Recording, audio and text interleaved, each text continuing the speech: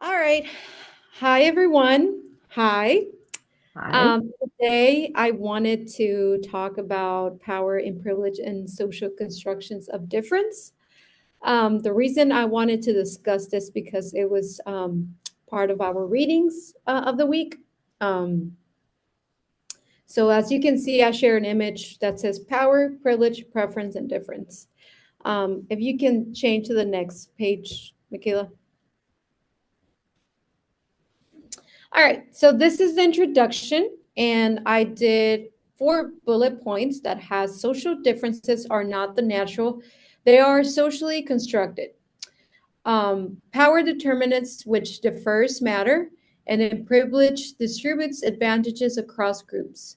As you can see, this presentation is going to examine how power and privilege operate in different ways. I wanted to share just thoughts about power and privilege and how they can influence in today's societies and different perspectives and different views. We would going to discuss a little bit about class, race, gender, and sexuality, which is something that is very concerning nowadays in societies. I do want to highlight a few points. They are able to help us as a society.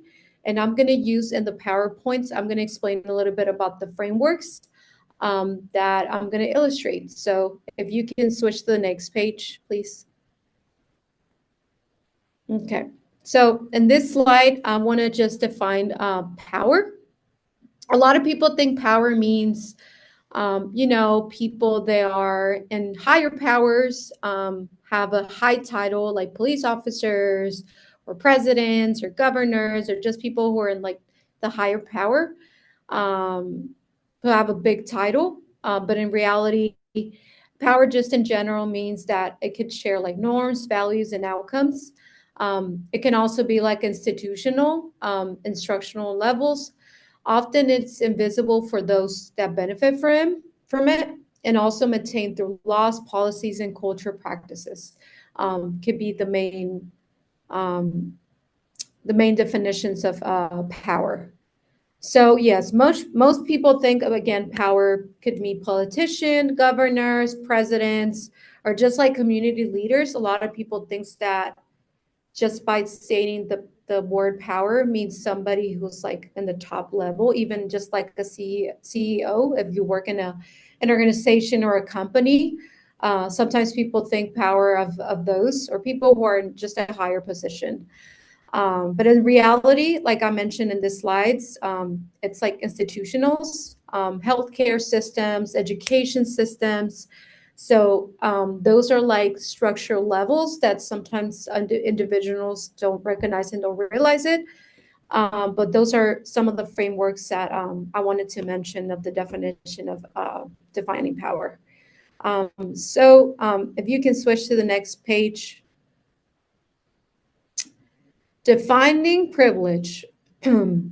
So privilege prefers to earn advantages likely to social constructed categories such as race, class, gender, and sexuality.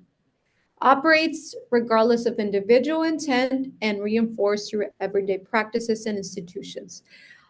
In reality, privilege involves earned advantages that come from social groups that we belong to. So it's like really helpful to remember that it's like it comes in different types of groups, but in general, like each individual plays an important role and has a privilege in that group. So privilege, sometimes we think, for example, people that are people that are minorities, for example, those are people who have less privileges. Sometimes people see that as less privileges than others. People of color, people who have light skinner have tend to be more privileges than others. But sometimes it's misunderstood by people. So it's often good to just recognize the differences between privileges and the different, I guess, rules that different institutions and different frameworks plays as an important role um, in defining privilege. So if you can switch to the next page. So power, privilege, and social construction. These 4 points that I also highlighted are social categories that create and ranked, dominated groups that define what is considered normal, groups that are measured against dominant standards, and difference becomes inequality through power. Privilege, sometimes it's also like social categories such as race. Those are examples of privilege, social and such as power, privilege, and social constructions tend to be carried away with race, gender, and class. They're also ranked in those categories.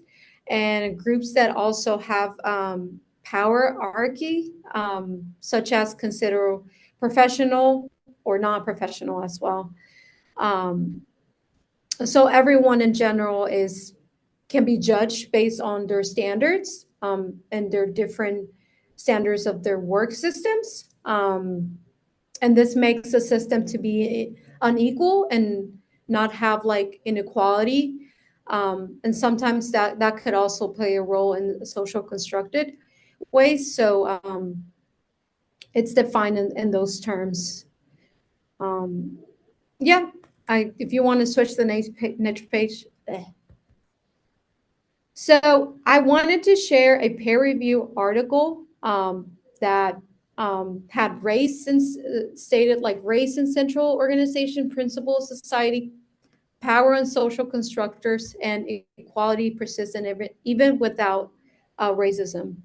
Um, the article that I read was argues that race is a fundamental organization of principles in society, and the author of this article, Eduardo Bondilla Silvia, he explains that racism is not just about individual prejudice, but it's also directly to institutions such as housing, education, and employment.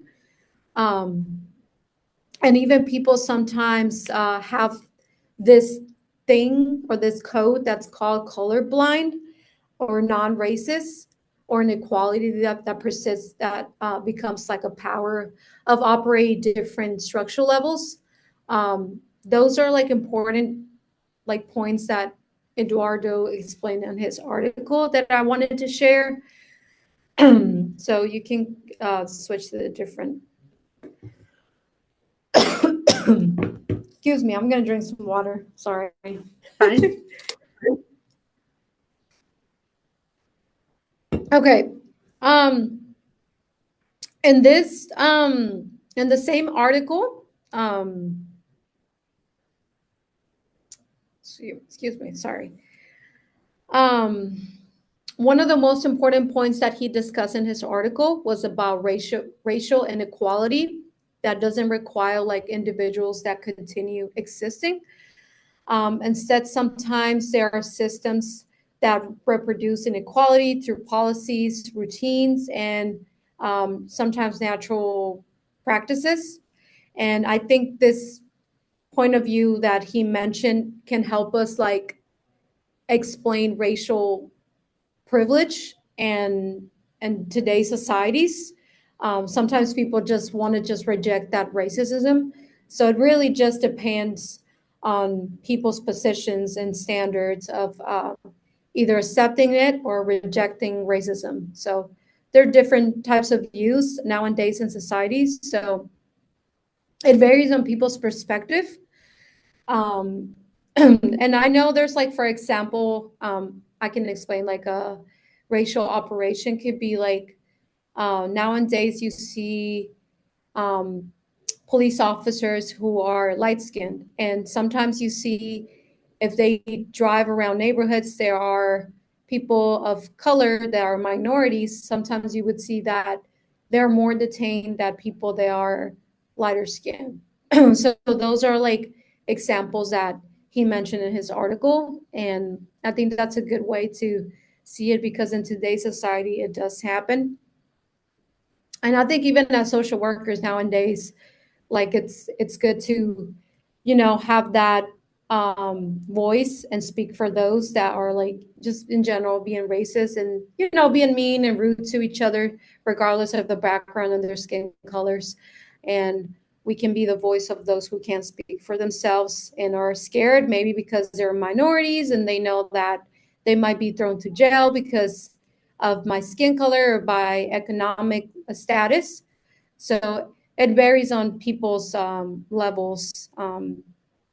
So yeah, that's something that he explained on his article. If you want to switch to the next page.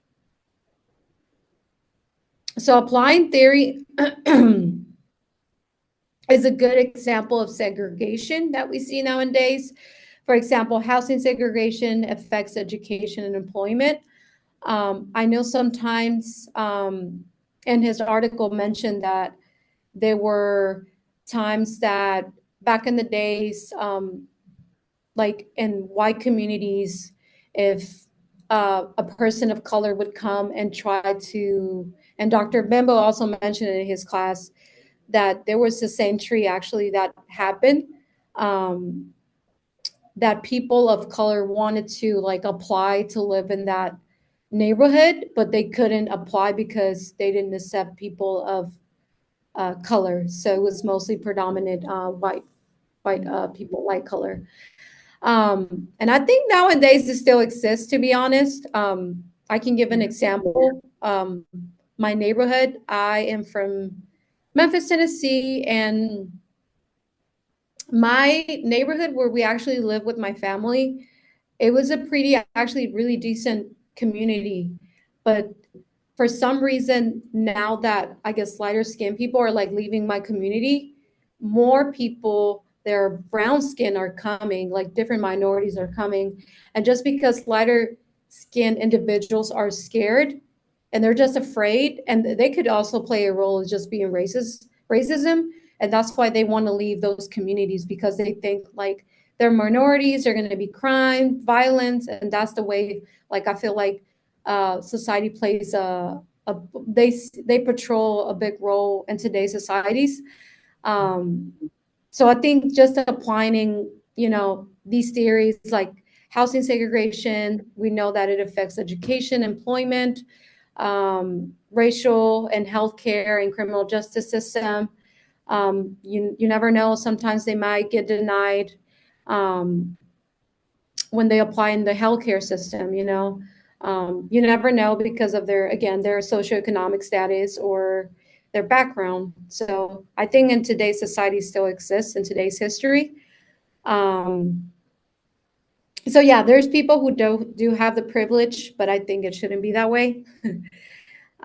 If you want to apply to the next slide. Okay, so social dominance theory is just a good theory that I wanted to share because I read in my peered article number 2 about social dominance theory explains why inequality is so stable across different societies. And in the article explained that societies tend to develop group based in higher power between different denominate groups. So I think just having an open mind when it comes to these theories can be very helpful in humanity, because at the end of the day, I think we're all just humans and we all have wanting and need the same needs. So just try to apply somewhat of these theories in our daily lives, um, ideas or beliefs. If you can switch to the next page, is that the next? Yes, it is. Do you want me to Okay. go to the next one? Yes. Sorry. Yep. Okay. This is intersection of power and privilege.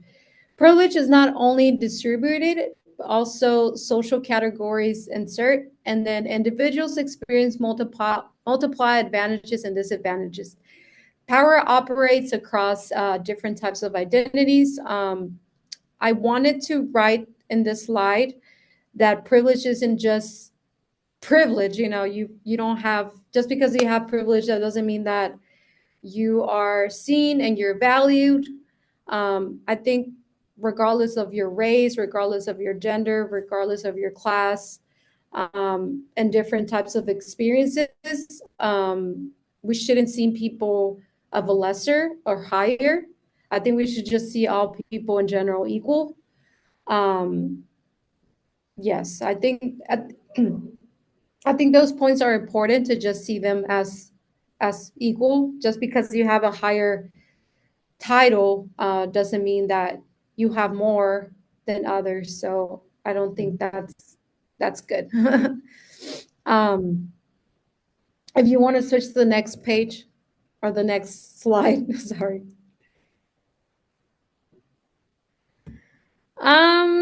Consequences of equal power. Social inequality, limited mobility of groups, resistance framed as distributed.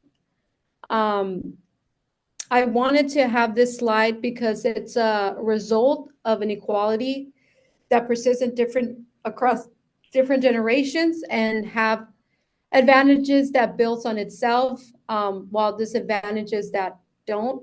Um, and it could be a challenge for different types of system, and um, it's kind of difficult to see those consequences of those unequal power. um, yes, so if you can switch to the next page. Do you have any questions, Mikaela? Am I going good? Going good. I do have some comments, but I was going to wait till you were done. Okay, okay. Okay. Did you want me to ask now or did you want? Yeah. Okay. You can ask, I have questions at the end of the slide, but if you have questions in between, you can ask me. Okay. Yeah. So on this slide, you were talking about, like people of different colors or ethnicities or backgrounds not being able to get into certain neighborhoods or jobs because of their ethnicity and background. And I just wanted to share on that. Like, that's one of the reasons that I'm afraid to fill out the identification forms in job applications or insurance applications, even because when I disclose that I have a disability or when I disclose that I'm, a white female, like how is that going to affect my ability to get a job or to get insurance because I have all these underlying health conditions or anything like that? So I definitely agree with you regarding the segregation aspect, and how privilege is maintained through the institutional processes. So, Yeah, no, thank you for sharing. I appreciate it. I also have a actually two friends who are in the same position as you are. They have like disabilities as well, or they have like other conditions, and they're afraid because um, they're like applying also to jobs and housing and even like the credit score nowadays, and they're yeah. just scared that they're gonna deny them because Hmm. of the thing, because of their disability condition, their um, or they might not have the socioeconomic status, Yeah. average. So that could also play a big role. And I know, for example, like credit score, I not worked, but I interned at SCRC. And the other day I did kind of like an observation and shadowing at the shelter. And it reminded me, like, even people who are homeless, who those people in the shelter, it's kind of hard for these people. They're also segregated from society nowadays because these people are like coming out of jail or have like mental conditions, and they can't apply for a job, because they have a felony or they don't Yes. have a credit score, or how most of these people are getting denied of housing, or just like even just renting an apartment because the landlord, sees the record and they're like, well, you don't have a stable income or this and that. But that doesn't mean anything. Like, these people deserve to have a home, deserve to have a good Yes. health care, deserve to have, equal inequality, like they deserve to have the same treatments and right that people that don't. So That's true, and it happens. It happens. Yeah, and I totally agree with you. Like people with felonies, like I do get it depending upon the felony. Like I probably wouldn't want to approve somebody for a childcare job if their felony was an assault against children, you know? Like I get those kind of things, but there are other people who have like white collar crimes that have nothing to do with the job they're applying for, you know, or something along those lines, or maybe it was a drug possession crimes that happened way back when marijuana was highly illegal, you know, like those kind of things that really don't necessarily attribute to how they're living their life today, you Yeah, know. And yeah, then on top of that too with the socioeconomic status, like I just did my taxes yesterday and I worked 3 jobs, and the yeah, amount of money that I made this year was absolutely atrocious.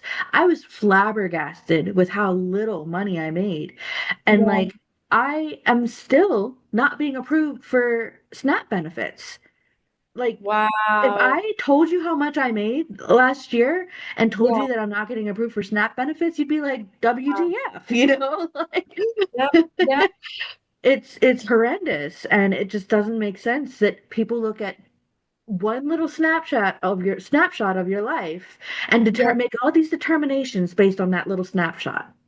Yep, no, I agree with you. I agree. And I feel like, again, just because of the socioeconomic status, that doesn't mean you should be denied, you know? Hmm. You deserve more than you can. And that's why you're applying, or people are applying for SNAP benefits, not because they want to get something out of it, because it's like a necessity. It's a need that we need, that you need. So, it people shouldn't get denied at the end of the day. I think even some people at the shelter, when I did my internship with SCRC, again, with the shelter, because we kind of work together at SCRC and the shelter, which is the CARES down the street here from SHIP. Um, and I have seen the process of like what they help them, the case manager, um, like, the social workers in charge of like, calling all these places for them to get like food and things like that, and just hearing these stories that some of them even getting denied, it's insane. It's It insane. is. um Absolutely. no, thank you for sharing. I think it's a great discussion to share these things. Yeah, of course. You're welcome. I am gonna, let me see, let me just to make sure of the time. I have 8 minutes left. um Okay, I'm gonna switch to the next slide.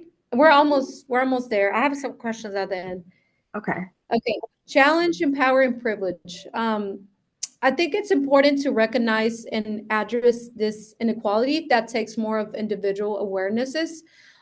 Like even we just discussed it just a minute ago. Like sometimes people are not aware of inequality, and I think nowadays people should have self-awareness when it comes to these things, because power, it's real out there.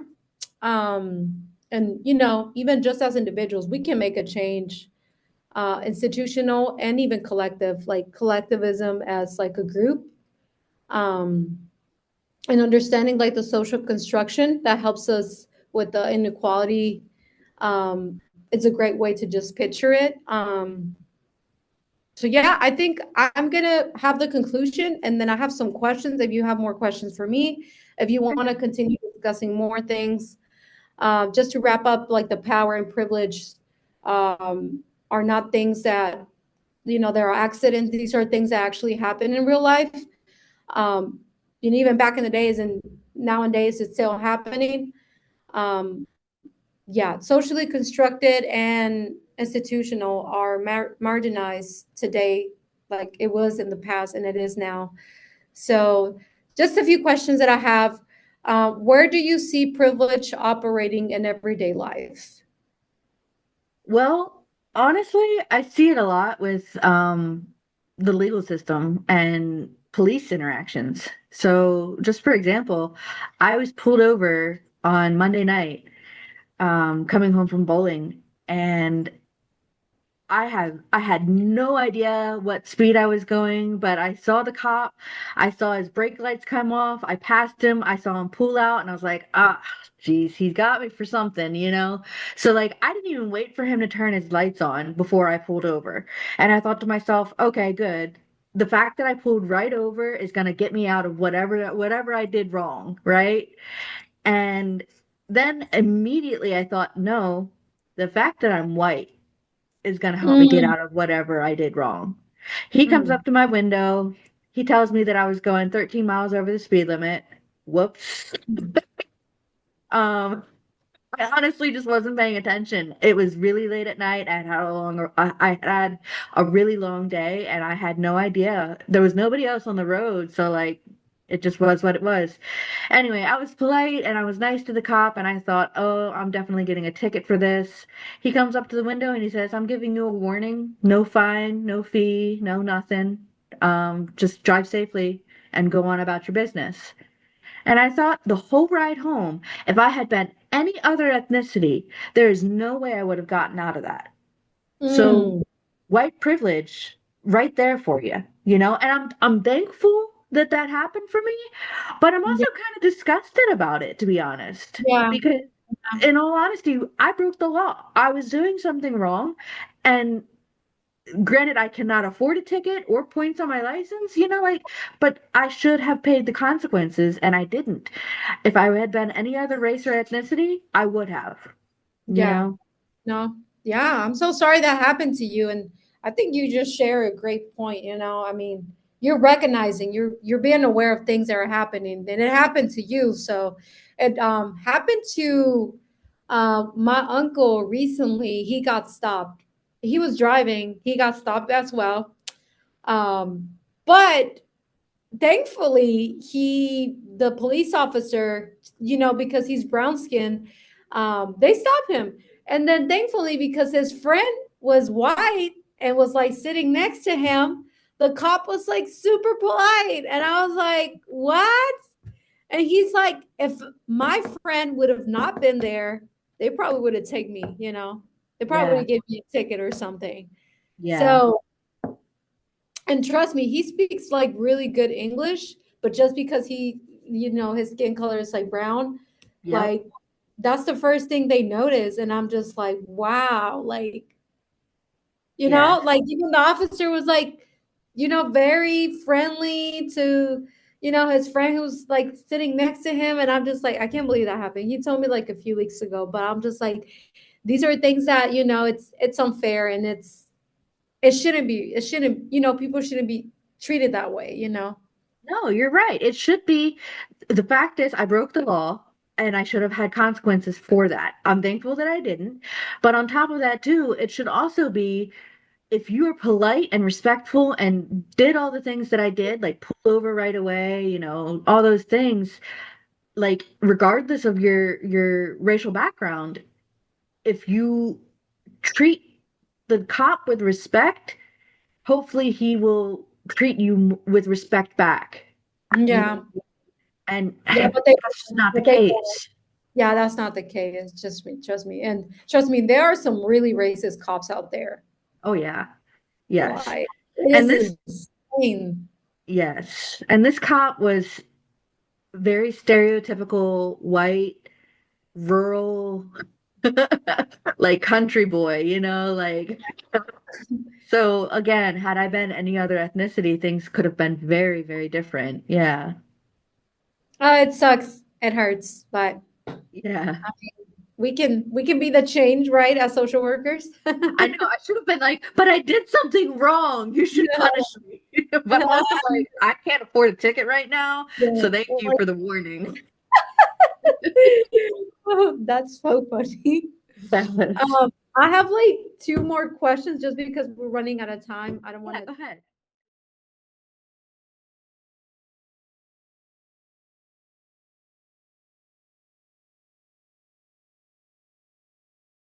So as far as part one goes, it was a lot. There was a lot involved. So chapter one definitely talked about a lot of like anti-racist aspects, including Black Lives Matter. Um, and the question that I had regarding that was, how does seeing color benefit anti-racist movements such as Black Lives Matter? Mm, So, um, because there are a lot of people in the world that say like, "Oh, I don't see color," but that can actually be rather offensive and hurtful towards individuals that identify as a person of color.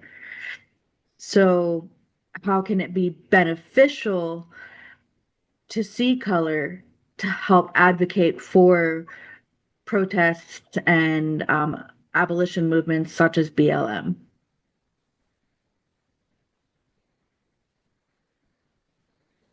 Um, and then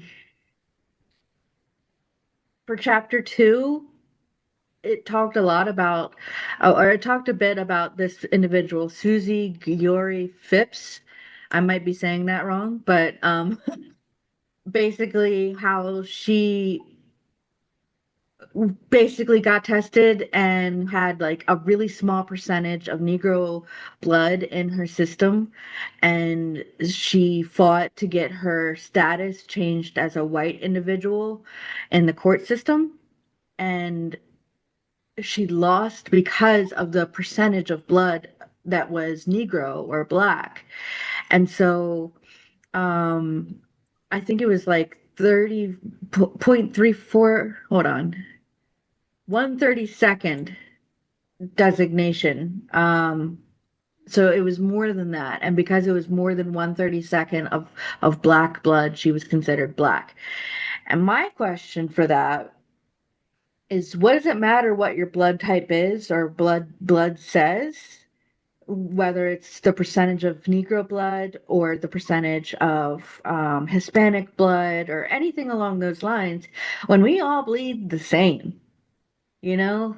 Like, in all honesty, I do understand it to be important to be able to identify as certain ethnicities, races, cultures, genders, all of that, because that's a part of who you are. But when it mhm, comes to bigger picture scenarios, such as, like we were talking about earlier, such as like getting a job or getting housing or applying for insurance or those kind of things, like what does it matter what your ethnicity is?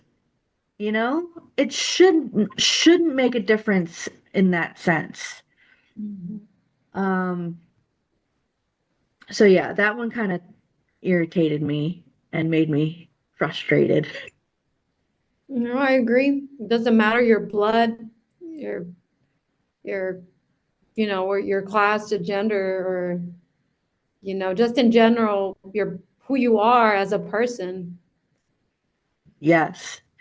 I agree. And like I said, it does matter to a certain degree because that's who you identify as and that's who you are, that's who you portray, who how you portray yourself to the world, you know? But in terms of getting benefits or not receiving benefits and in terms of getting jobs and not receiving jobs, like that should be a blank question on your application. There should not be any questions about what ethnicity or race or gender you are.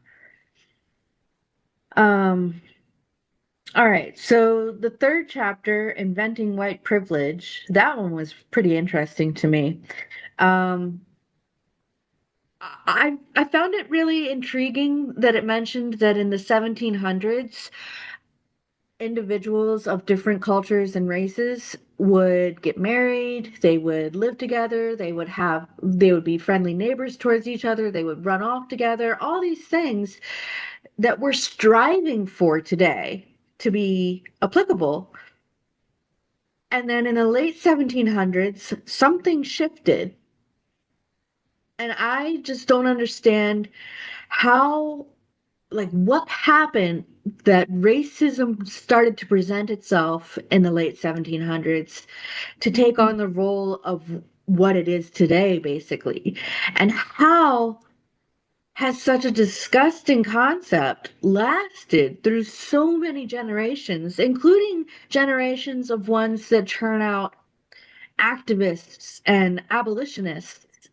Like, I don't understand how that concept has continued to roll over and progress in a lot of scenarios into worse avenues. It just doesn't make sense to me. Um, so we already talked about white privilege in regard to like my example of getting pulled over by the police officer. Like, I see white privilege in a lot of scenarios.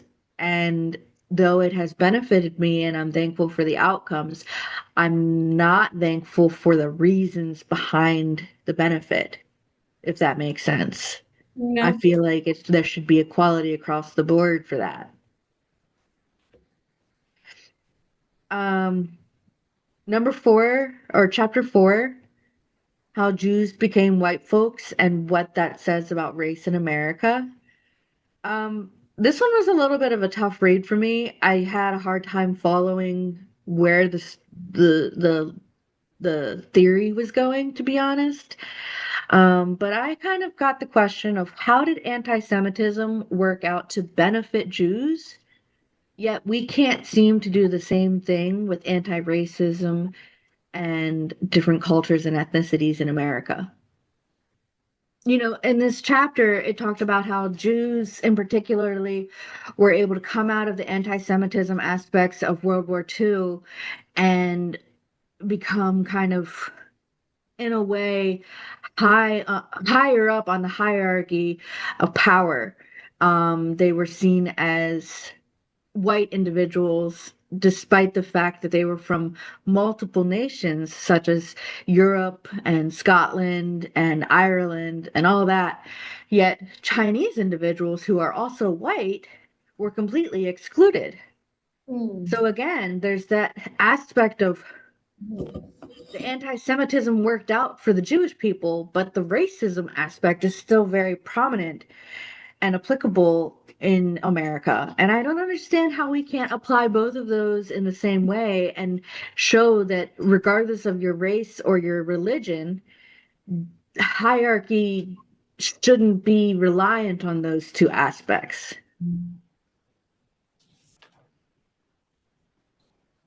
Okay, number five, chapter five.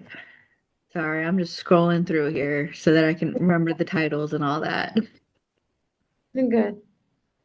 All right. Chapter five, Night to His Day, the Social Construct of Gender. Okay, so this one, my question was, how does the social construct of gender influence emotional functioning of transgender individuals? Um, this talked a lot about how gender and sex in particularly are basically social constructs. How sex is what you are assigned at birth, but gender is what you identify as and what society identifies you as. Um, and for this, I have an article. So, the influence of genotype and gender self-perception on sociosexuality and self-esteem among transgender people. This article was really interesting. I want to scroll down to the discussion real quick. Hold on, where'd it go? Yeah, I want to scroll down to the discussion real quick. So the article practically covered how it did a study with like 120 people, and there were 51 transgender individuals, both female to male transgender and male to female transgenders, and the rest of them were cisgender individuals. And through that study, they measured behaviors, attitudes, emotional responses, and mating preferences. So they found that all of their theories were actually contradicted through this study, and that individuals that identified as transgender genuinely were were more attuned to their emotions according to the gender that they chose rather than the gender that they were assigned at birth. So, female to male transgender would act more aggressively or assertively than than a male to female transgender, despite the fact that the male to female still has the chemicals of a biological male. They also found that the behavior and attitude dimensions associated with the desire dimensions in trans individuals, um, they were increased. So the behaviors associated with the transgender individuals were more intense than they were in cisgender individuals. And again, this to me shows that the social construct of gender is invalid because individuals will choose how they respond behaviorally and emotionally Mm. based on what they are choosing to identify as. And I kind of attribute this in a joking way to like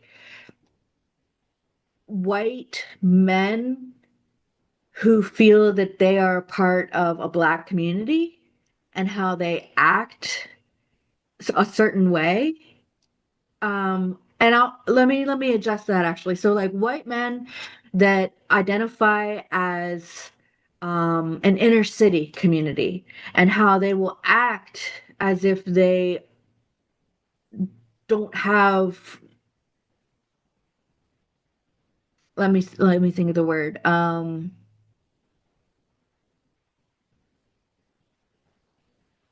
Act like they don't have the common sense that they need to have. If that makes sense. Do you know what Yes. I'm trying to say? Like, Yeah. Yeah. Yeah. Yeah. Yeah. yes. And that's why I said I want to back that up because Black people and African American people have plenty of common sense. It has nothing to do with race at this point. It has to do with how they identify in terms of choosing to be an inner city individual or choosing to be a suburban individual or a rural individual. They use different common senses.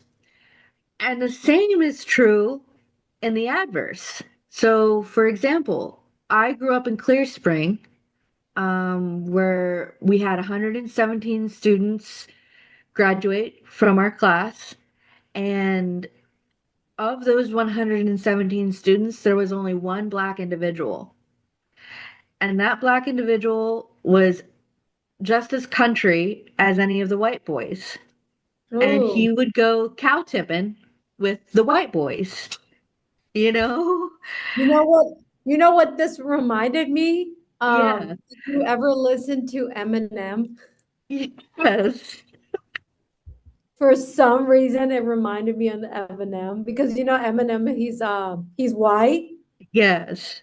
but people would talk bad about him because his songs would like, you know, he was a rapper.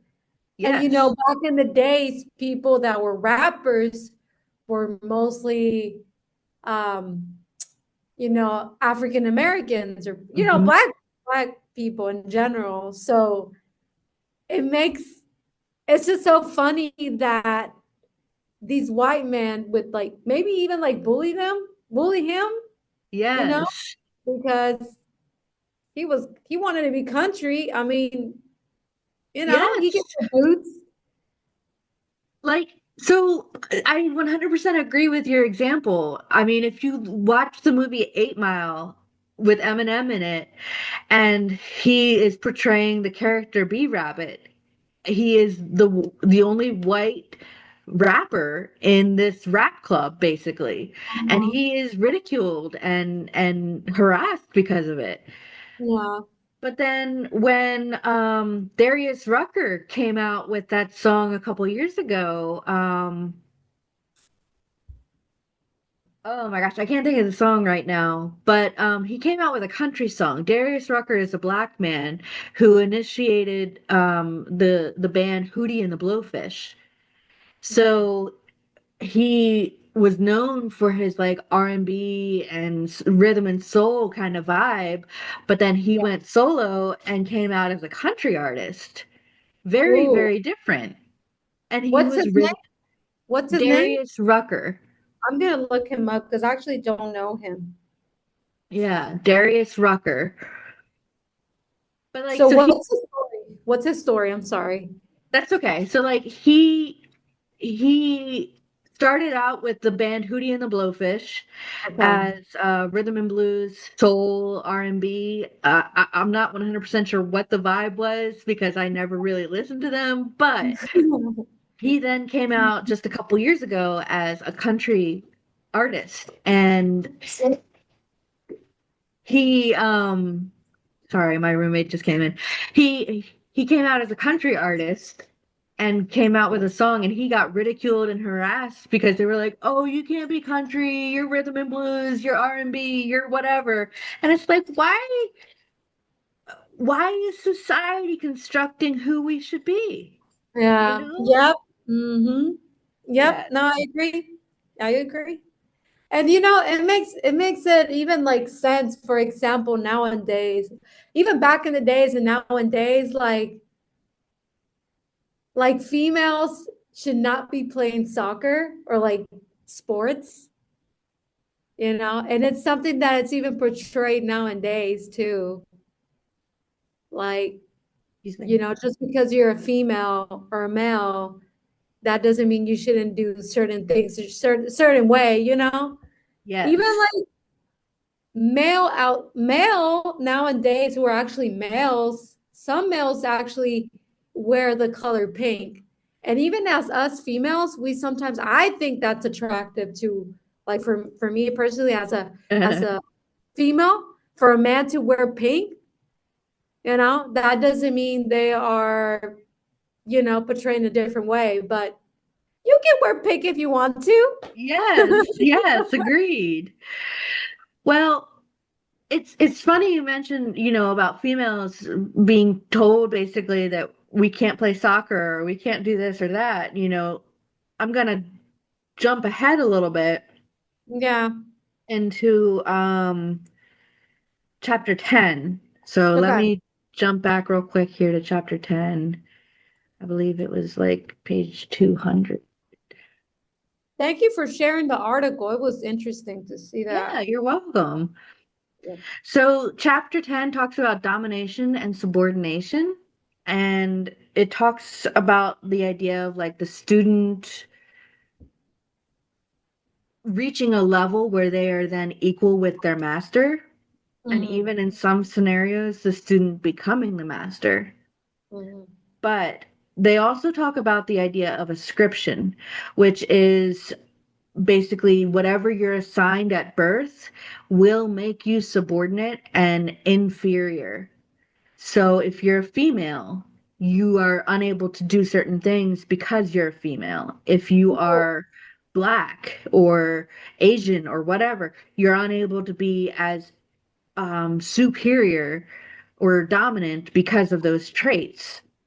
Yeah. And I actually thought about the women's US hockey team. We just won the Olympics for the first time. We just won gold for the US Olympic hockey team for the first time. And I've been following the US team for quite a while and the US women's hockey for quite a while and they have been just climbing that social ladder because of how well they've been doing. And Yeah. it just goes to show the men's US hockey team just won the Olympics and the women's hockey team just won the Olympics. Both against Canada, just saying. Wow. Aren't you Canadian? Like half Canadian? Yeah, I am.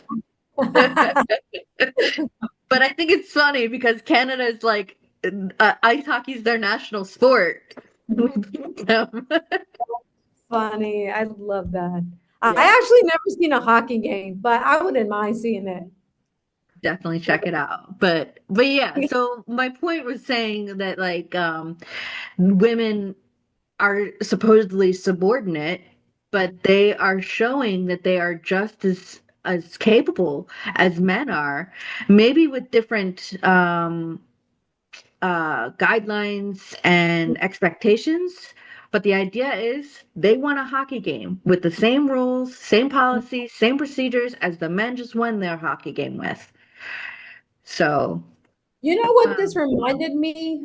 Talking about subordinates in general. Like, I think, for example, when I lived in Paraguay, because I served in the Peace Corps, um, my experience was insane. But either way, when I lived there, so I lived in a small village, and their culture it's completely different. Even me coming from a Latina background, perspective, identity, but my family grew up like in the city, so I'm more like of an open-minded person.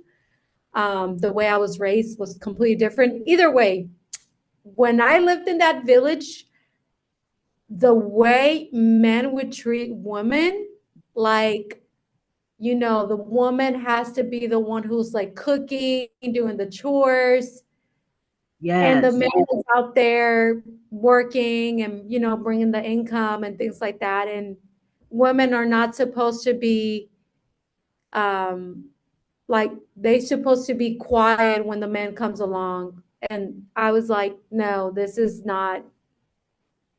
wrong, because yes, we don't live in those centuries anymore. And second of all, like, I think for me, that's like somewhat of a, even domestic violence, like that could be portrayed like as domestic violence, like, you're emotionally, maybe physically, abusive towards yes. your spouse. So kind of just gave me that perspective, you coming towards like female and male gender roles, Yes, they should be equal and not have a certain rule, or, men has to be more than the woman and so on. So I think it should be equal. So I it just agree.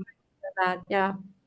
Well, Yeah. and I will touch base on that too, though, real quick. So the subservience that you're talking about with female having to be, quiet and timid and all that stuff, like Yeah.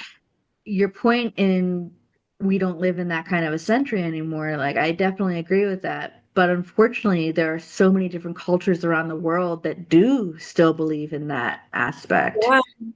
you My know. friend, she is Vietnamese, one of my best friends from my hometown, and they're super strict. Even when you go to their homes, like you have to take your shoes off, certain rules, certain things. So it portrays in cultures like you just mentioned it. I mean, Yes.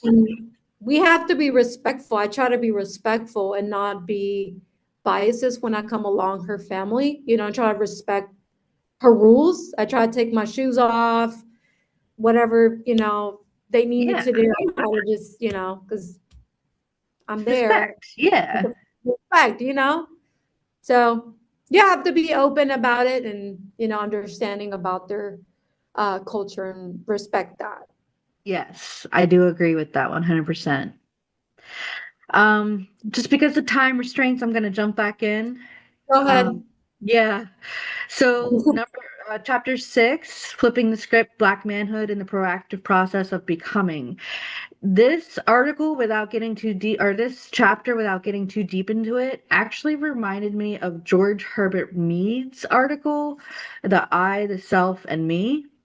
Mhm. And I did have a little video I wanted to play, but we don't have enough time for it. No, So I, I have class at 6:30, so I know. But so the idea behind it that I'm just gonna run through it real quick. So yeah, George Herbert Mead, he comes up with the idea of the I, the self, and the me. And the I is basically how we interact with the me. The okay. me is how we see ourselves based on what society tells us. And then the self is who we are based on what society tells us. If I'm getting all that correctly. It's a little confusing, which is why I had the video, but we'll get to that another time. It's okay. Um, Thank you though for sharing. You're welcome. But yeah, I would definitely check out that article. It's a really confusing article. It's very difficult to understand, but it is really enlightening. So when you get the chance, definitely jump in on that. Thank And you. then just to finish up, because I still have to do my 30 minutes. I'm sorry, Tanya. I know you're good. Okay, so just to finish up, so chapter 7, um, transgender people in biological sex and myths. Once again, we all bleed the same. It should only matter in personal mating situations and bathroom situations what sex a person is. And a lot of people will argue, well, what about childcare? Do you really want a transgender individual taking care of your children?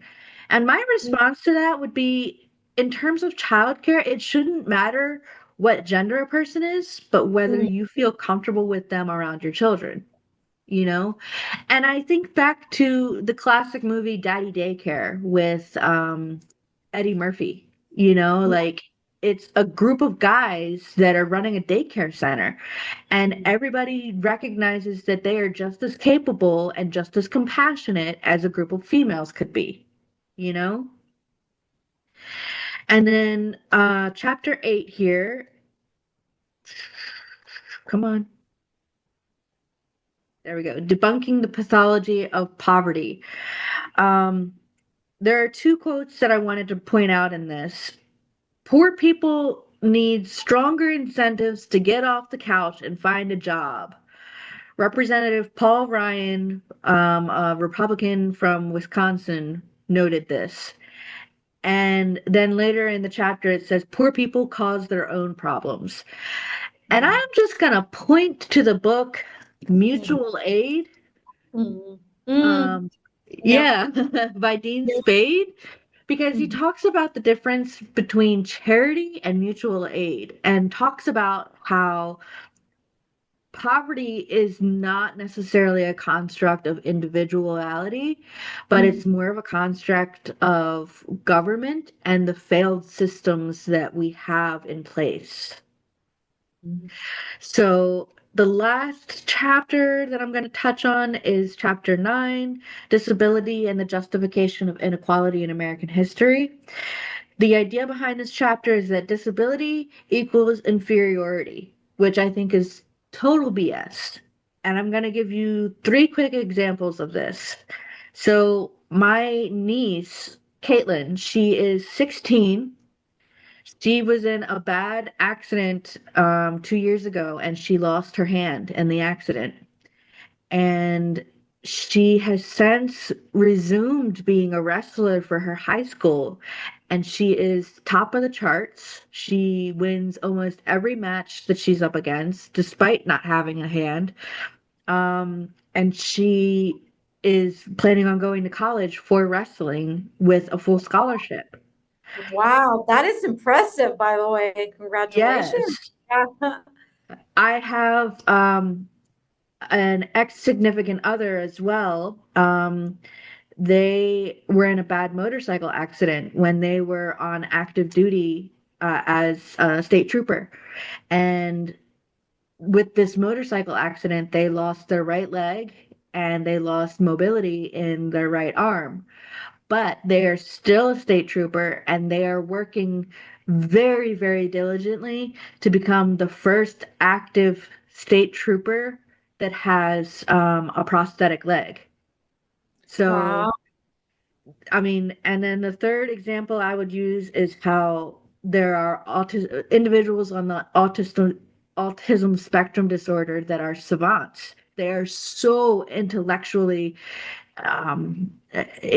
intelligent. They're up there, So Yeah. disability definitely does not equal inferiority. So with that said, I know you got to get to class. Do you have any questions for me? I do not. I really enjoyed the discussion. I think it was very interesting to hear your perspective, to hear the way your thoughts, your opinions, and just the way, the whole discussion was actually great. And the way we talk and portray towards, you gave me feedback, I gave you feedback. So I think Yes, yes. yeah, I think it was great. Yes. Excellent. Thank you. Okay. No Mikaela. problem. Well, have a great night and thank you for the discussion as well. Thank you, Mikaela. Bye, Bye. Tanya.